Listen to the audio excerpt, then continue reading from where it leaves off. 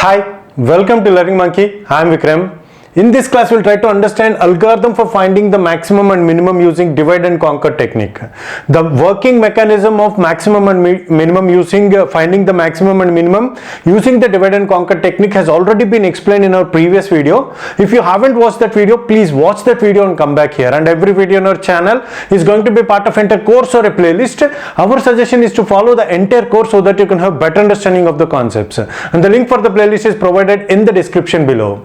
Now coming to this class, this is how in the working mechanism class we have discussed about this, how the division is done, how they are going to combine in our previous video. So based upon this diagram and also this algorithm, using this algorithm we'll try to understand how we are going to find the maximum and minimum. And this algorithm is it looks very simple, but it is bit complex to understand. So please watch this video as many times as possible until you get the clarity. So let's start here.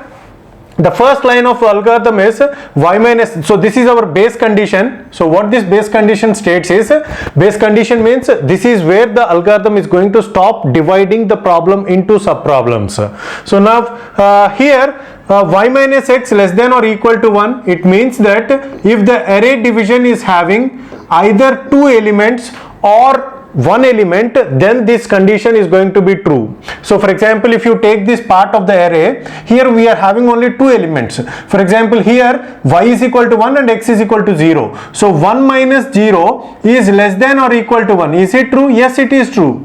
So this is going to be true only if we are having only two elements or only one element. For example, if you take this condition, here y is 2 and x is also 2 as we are having only one element. So 2 minus 2 is less than, or 2 minus 2 is 0, is less than or equal to 1. Is it true? Yes, it is true. 0 is less than 1. So this condition is going to be true only if the array elements we are having, if the division is having only two elements or only one element. So in that case what it is going to do is, it is going to return two numbers. See here, it is separated by comma. So max of numbers of x comma numbers of y. Numbers is the array name of the array. So numbers of x, for example, if you take this condition only, if you take this condition, so the x is 0 and y is 1. So numbers of x means 4 and numbers of y is 7. So from this 4 and 7 we are going to find the maximum, and also we are going to find the minimum between 4 and 7. Okay, so we are going to find the maximum between 4 and 7, and the maximum between 4 and 7 is 7, and the minimum between 4 and 7 is 4. So these two values will be returned to the corresponding function call. So here we are having the function calls. So these function calls, so for this function, so on the sub problem on the left hand side is called by this sub problem, so by this function call, and the sub problems on the right hand side, means this one on the right hand side is called by this function call, and these values will get arranged to max 1 and min 1. So this 7 will get arranged to max 1 and this 4 will get assigned to min 1. Okay, so now for this function call, the maximum value will get arranged to max 2 and the minimum value will get arranged to min 2. Okay, so hope this is the overview. And the last return function call, is going to get the max value from max 1 and max 1 and max 2, and this min value from min 1 and min 2. So how this happens, that we will try to understand slowly. So here, whenever we come down here, so we will start from the first one. Okay, so the first function call is called with 0 comma 8.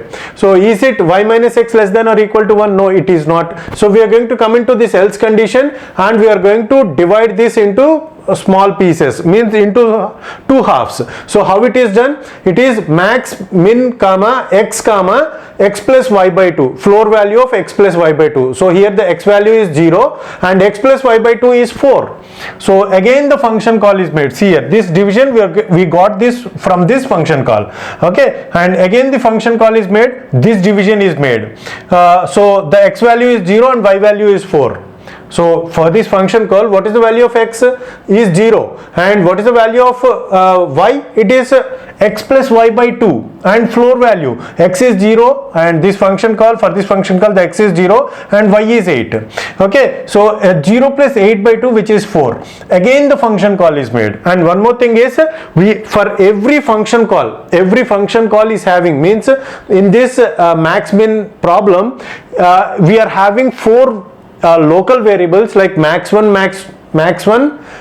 min 1 and max 2, min 2. These are the local variables for all the function calls. So these are local to this function call. Okay, so now again the function call is made with value of x is equal to 0 and value of y is equal to 4. Okay, so on this again we are going to divide, we are going to get this division, again we are going to divide and we are going to get this division. So hope you got this function. These function calls will get repeated. So far we have seen so many recursive function calls for merge, quick and all those concepts. Okay, so now here is where this condition will become true. Now we are going to return max is equal to max is equal to 7 and min is equal to 4. Okay, and these values will get written and stored in. So these function, this sub problem is generated by this function call, right? So on this array, so where it is, so it is going to return the values. Where it will get returned? It will get returned to this function call, and the values are stored in which variables? It will get stored in max 1 and min 1. So here let's try to understand this. This is very important point to understand. Max 1 I am taking m1 and m2, upper one is max and this one is minimum. Okay, so sorry, min 1, sorry, this is min 1. So for this division these values will get returned, and where it will get stored, the values returned is 7 and 4, and these values are returned. Returned means to this which function call? To this function call it will get returned, and it will where these values max 1 and min 1 will get stored in the m1 and m2, in the sense, sorry, okay, max 1 and min 1. So in this we are going to get we are going to store 7 comma 4, and for this function call is made, this division we got it from this function call, and the return value for this is it is max 2 and min 2. See here, this function is generating this division, and the return value for this division is max value is 3 and min value is also 3, and those return values will get stored in max 2 and min 2. Try to get that point. This point is very important to understand.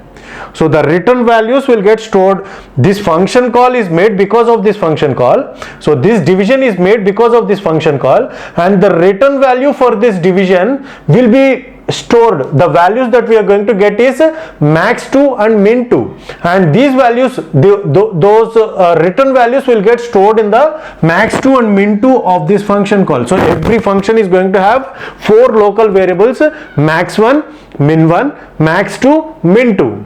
Okay, 4 variables are there: max 1, min 1, max 2, min 2, and the return for this is max 2 and min 2, and that is where here it is max 2 is equal to 3 and min 2 is equal to 3. Min 2 is also equal to 3. Okay, now this function is completed. So all the function calls, all the subdivisions related to this function call is completed. Now we are going to return this one. So what it is going to return? It is going to return the max between max 1 and max 2. So here the max 1 is 7 and max 2 is 3. Among these two, which one is maximum? It is 7.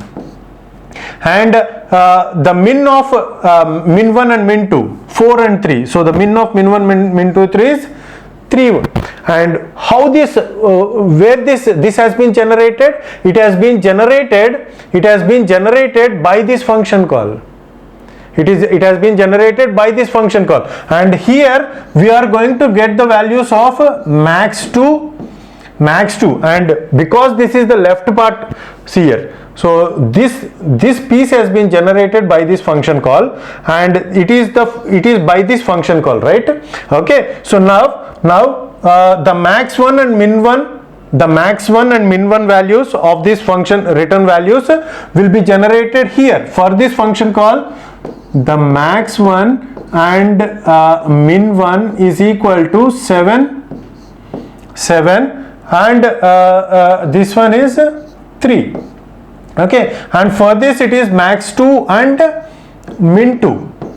Max2 and min2 is 9 and 2.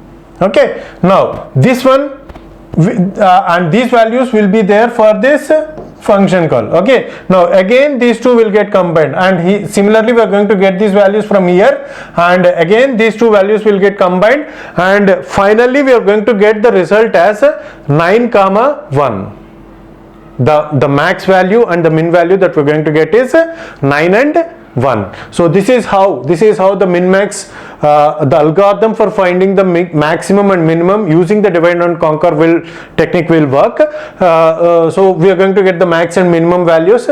So you should be very careful while understanding this problem. So once you understand this problem, this is very simple. So the things will get automatically get into the place, and you will get all the values. Okay, so hope you got the clarity on this concept. Thanks for watching. If you haven't subscribed to our channel, please subscribe to our channel and press bell icon for the latest updates.